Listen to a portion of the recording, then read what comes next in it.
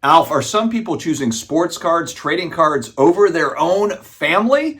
Well, there is some evidence on the internet, I know it's going to shock you, that this is actually happening. Maybe it's more common than we actually think. But first, we've got PSA grading specials, and the one big one here for June that just popped up is a vintage special at $17.99 per card from 1960 to 1989. It's a 10 card minimum. I believe it said it's a $400 max declared value there at the $17.99 price point.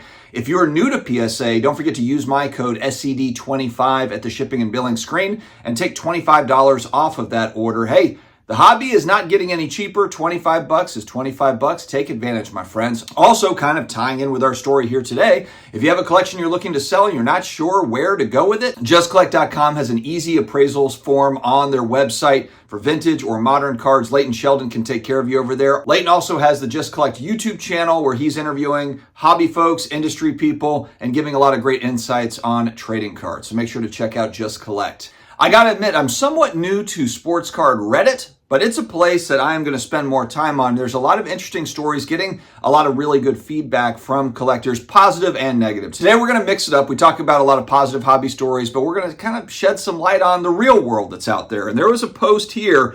A guy said, a friend of mine and fellow card collector hit me up last week and told me that he and his wife got into a huge fight, and as a result, he threw out the majority of his sports card collection. I told him to pull that trash can into the garage until I got there, as I couldn't stand to see his collection go to waste. Upon attempting to sort through everything, I found hundreds of autographed and numbered cards, as well as tens of thousands of colored parallels and prisms. I expected a lot of the stuff to have been cherry-picked already, but that definitely was not the case. The second picture is what they look like now after being placed into boxes. And I don't have that up on screen, but it's basically just closed boxes of cards. Feeling a little bit overwhelmed as picking these up essentially doubled my current collection. Going to be selling a lot of the stuff out and a lot soon, but I thought I would share in the meantime, as it kind of blew my mind to see years and years of collecting go straight into the trash, literally.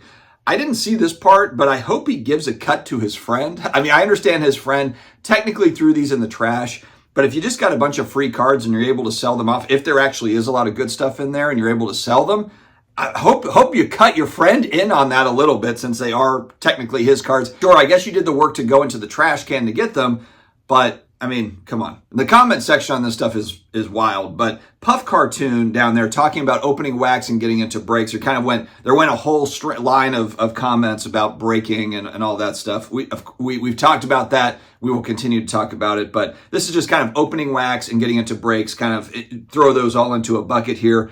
And Puff Cartoon says, you are exactly right. I hate to admit this, but I couldn't control myself. Put myself into about $3,000 in debt from it. My first ever experience collecting, I pulled a card worth $500. From there, it had me hooked, and I could not stop buying packs. It did not matter if it was Pokemon, NFL, NHL, NBA, MLB. I was buying it. I had a job at the time to support the spending, but later lost that job and was left with a massive credit card bill. Over-leveraged.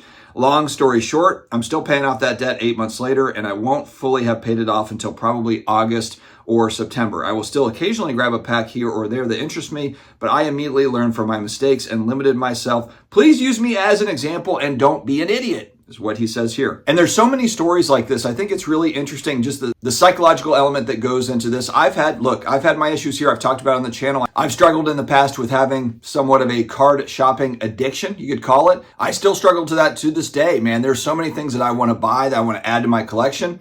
I'm not great at selling. And you would think it's just kind of a fundamental part of the hobby, man. How am I just not good at doing it? And I found that there's a lot of people that just aren't very good at doing it. You want to buy, you want to hold certain things. And a lot of times we're all looking to kind of like the hobby to pay for itself. And a lot of times for the hobby to pay for itself, you have to sell off things that you might like to get into other things that you might like. So you're not always just putting new money into the sports card hobby. But again, that is the challenge. There's so many cool things out there. And then, of course, you add the gambling element in. Also, I pulled a picture off, what is it, the hobby? Dang it, I can't remember exactly which IG account I pulled this off of, but I just want to show a picture of a repack box that was online. And I was thinking to myself, man, they put a lot of effort into this repack box. These are like these beautiful like boxes or like these weird designs on them. And so I'm talking about just for myself on the single side, I struggle, let alone all the different, the repacks, the razzes, the breaks, all of that stuff, all the exciting kind of the fair game, carnival game stuff that's there to entice you in. Man, it's a slippery slope. You got to be careful. But the one thing that I did notice in this comment section that kind of shocked me a little bit there were so many people in those comments on Reddit, and I've seen it on Facebook, I've seen it all over the place, where it's like, the wife should understand, I haven't been married in 20 years, or I got divorced, or this or that or whatever, and I don't have to deal with that. Basically choosing cards or the collectibles over a wife. I don't know if it's also a family attached to that, but in some cases, I'm sure there probably is. And to me, that's just wild to see. I mean, we've all got to strike a balance with it. If it's something where you're going to lose your family, granted, I understand there's some relationships that are already kind of on the outs anyway, and the card thing is maybe just kind of like the final straw, or it's just one piece of a larger puzzle. Everyone's relationships are their own, and everyone has got their own story. So I never look at a situation online and pass immediate judgment. There's always 2, 3 sides, 5 sides to a story.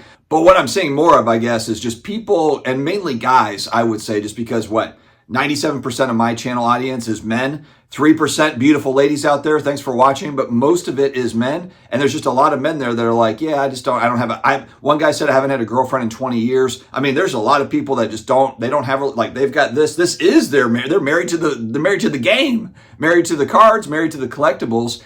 And I guess I would just say, hey, if that's what makes people happy, that's what makes people happy. Look, I talked about this going back a couple week or so ago. The younger generation, not getting married as much, not starting families as quickly. There are a lot of 25, 30-year-old guys. I see it especially on the Pokemon card side, but it's on the sports card side too, where they're in this hustle. They're buying and selling cards. I have a 19-year-old son he's looking at getting into buying, grading, selling cards, along with his job and all that. Young people in their 20s, just more about kind of hustling and maybe have a girlfriend, but aren't necessarily rushing in to get married. It's just an interesting dynamic. But what I thought was limited to kind of that younger generation, I'm now, like, as I'm reading these comments, it's not. It's also guys that are in the 30s, 40s, 50s, 60s that are like, hey, I don't need the hassle. I've got my cards. I've got my collectibles. What do you all think about this? Is this something that is a changing dynamic in society where people are just, YOLO, I'm just going to focus on my hobby, the things that I love the most, and I'm not going to let, anybody get in the way of that? What do you think? I think balance is key. Obviously it's going to depend on every individual's situation as far as relationships go, but man, do have good relationships in your life. And it might not be a spouse. It could be parents. It could be, brothers, sisters, whatever. If all your time is going to one thing and those relationships are suffering, that's something I think that should be checked, should be watched out for. Make sure that you're not going too deep into this sports card hobby. Don't be married to the game so much that you lose out on all your great relationships. Not good. Friends, let me know your thoughts in the comments below. Stay healthy, stay awesome, and I will talk to you again later.